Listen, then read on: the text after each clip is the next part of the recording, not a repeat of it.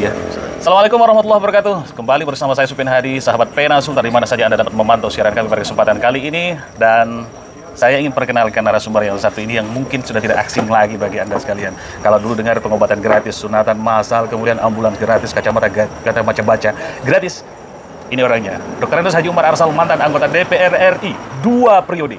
Kali ini menyapa Anda dan menjadi calon anggota legislatif daerah pemilihan Sulawesi Tenggara. Haji Umar Arsal, apa kabar? Kabar baik, alhamdulillah ketemu lagi Pak Sofyan Hadi. Sehat, alhamdulillah sehat. Ini maju lagi di DPR RI. Insya Allah maju lagi dan mudah-mudahan mohon doa teman-teman. Sebenarnya maju ini juga karena permintaan dari beberapa teman, mantan kepala desa. Pak Umar, kami merindukan maju program-program yang terkait dengan pedesaan yang mereka rasakan dulu. Itu saat-saat sekarang sangat kurang. Alhamdulillah selama saya 2 periode banyak infrastruktur pedesaan yang alhamdulillah program-program itu banyak saya turunkan. Artinya 1 tahun ditinggalkan tidak menjadi anggota DPR RI sudah rindu ya, apalagi 2 tahun. Tahun berikutnya, hampir 5 tahun. Hampir 5 tahun. Luar biasa itu rindunya. Maju DPR RI daerah pemilihan Sulawesi Tenggara, kemudian dulunya kan ada kegiatan sosial. Hari ini pendekatannya gimana? Jadi kegiatan sosial yang terkait dengan pribadi masyarakat atau kelompok masyarakat tetap insya Allah. Tapi yang paling penting pembangunan infrastruktur, kalau memang nanti saya lagi di infrastruktur itu yang perlu saya kawal lagi. Berarti bidikannya ke Komisi 5 dong, Pak? Iya, mungkin di Komisi 5 atau saya kan 8 tahun di Komisi 5, 2 tahun di Komisi 4. Dua-dua itu tidak ada masalah. Tapi kalau memang Sulawesi Tenggara ini sangat butuh perhatian dari infrastruktur dan untuk sektor pertanian, perikanan, kelautan juga sangat penting. Sangat penting. Ya. Kalau duduk kembali menjadi di DPR RI, pilihannya di Komisi 5 atau apa yang pertama? Atau 4 ya? Apa yang pertama yang akan dilakukan nanti? Yang pastilah kan kebutuhan infrastruktur untuk Sulawesi Tenggara ini luar biasa. Apalagi di kita provinsi kepulauan, sekian banyak kabupaten ada di pulau. Ini perlu perhatian dan kita tahu anggaran sangat terbatas. Kalau kita tidak ngotot dan kawal, ya kita bisa ketinggalan kereta. Makanya harus pandai-pandai dan alhamdulillah saya dulu 10 tahun, 8 tahun saya itu hampir 10 tahun saya di Badan Anggaran. Ya, Komisi jadi 5 saya di Komisi 5. Dan bidikannya pasti ke Komisi 5. Saya minta pendapat dan ini masih pendapat karena belum menjadi Komisi 5 sebagai mantan wakil rakyat dan pernah menjadi tumpuan masyarakat di Sulawesi Tenggara ketika berada di Komisi 5. Infrastruktur yang ada di Sulawesi Tenggara, jalan, infrastruktur yang hari ini nyaris tidak terurus dan kemudian hanya beberapa titik di daratan maupun di kepulauan. Menurut Bapak bagaimana? Ya, dari pengalaman saya selama ke Kendari lagi, keliling Sulawesi Tenggara, banyak jalan-jalan yang dulunya mulus, sekarang sudah tidak mulus lagi. Jalan provinsi, kabupaten, ini perlu perhatian. Dulu saat saya duduk di DPR RI, banyak jalan-jalan provinsi yang kita tingkatkan jadi jalan nasional. Begitu juga yang jalan kabupaten jadi provinsi. Ini mestinya yang jadi fokus teman-teman DPR untuk mendorong lagi, untuk supaya anggaran itu di backup oleh pusat. Kita harus ubah status jalan provinsi ke jalan nasional.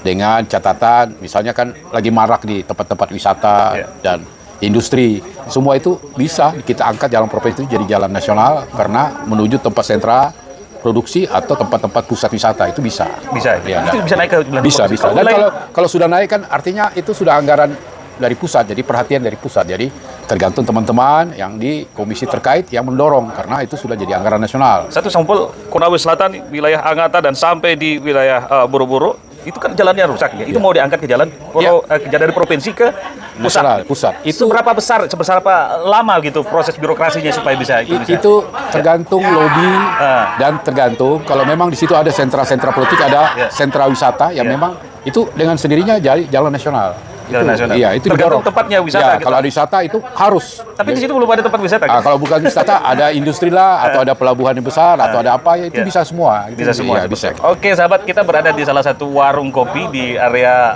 Tugu Religi Kota Kendari dan kalau ada suara-suara yang bising itu sudah biasa. Ya, kita sambil ngopi di sini, sambil minum teh, sambil minum saraba. Saya lanjut ketua tim pemenangan Anies Ahy gimana ceritanya nih? Jadi kita ketahui Demokrat bersama Nasdem dan PKS, Koalisi Perubahan dan Persatuan ini mendukung Mas Anies. Dan dengan sendirinya saya juga harus bertanggung jawab untuk pemenangan Anies Ahy insya Allah untuk di wilayah Sulawesi Tenggara. Jadi bersama teman-teman dari Nasdem dan PKS. Mohon doanya mudah-mudahan presidennya Anies dan wakilnya AHY, Wakilnya ya. dan pemenang DPR RI-nya Demokrat, Nasdem, dan PKS. Kapan rencana ini deklarasinya? Insya Allah dalam waktu dekat kita akan mudah-mudahan diberkah di bulan Agustus ini kita bisa ada deklarasi. Atau mungkin ada hadiah langsung hari ulang tahun Agus Harimurti ya di bulan Agustus. Pokoknya mudah-mudahan bulan Agustus kita doakan ya. Kita doakan seperti Dan itu. Ya. sekali lagi saya sangat berterima kasih dengan masyarakat Sulawesi Tenggara yang telah mempercayakan saya 2 periode dan jeda di periode ketiga, dan mudah-mudahan saya bisa lanjut lagi untuk di 2024. Mohon Optimis, doa. Pak. Insya Allah, karena ini saya menjawab, saya ini dipanggil sama masyarakat untuk kembali. Jadi bukan saya yang minta kembali, tapi beberapa teman-teman, kepala desa, mantan kepala desa minta saya untuk kembali. Iya. Dan saya jawab tantangan itu, insya Allah saya kembali, dan mohon bantuan dan dukungannya untuk di 14 Februari 2024 ya. Oke, dan 2024 ini ada saingannya Bapak di situ, Bapak Muhammad Endang SH nomor urut 1, nomor urut 2-nya Bapak Ya. Haji Umar Arslan, nomor urut 3-nya siapa Pak? Ya, ada perempuan, Ada perempuan, nomor kemudian 4 Ruslan Buton, Ruslan Buton, kemudian nomor 6 Pak Rusdah, Pak Rusdah dan semua ini semua orang-orang hebat. Dan kita bekerja, yang penting kursi sudah ada, soal siapa yang duduk itu kan garis tangan. Garis tangan, Siapapun, yang penting Demokrat bisa mempertahankan 1 kursi, atau insya Allah bisa dapat 2 kursi. yang penting Demokrat menang dan Pak Haji Umar Iya. Arslan yang duduk seperti itu. Insya Allah. Dan ya. di sini saya bersama artis-artis penyanyi Sulawesi Tenggara yang selalu mendampingi saya saat keliling dari desa ke desa, dari kampung ke kampung, dari pantai ke pantai, dari pulau ke pulau. Inilah mereka-mereka, udah banyak.